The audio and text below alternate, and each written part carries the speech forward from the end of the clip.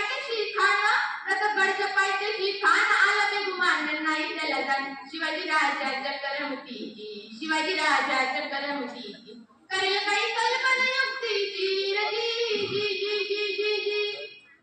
खानानं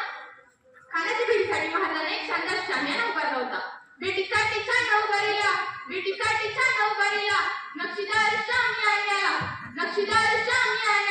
आणि असा या शामियान्याला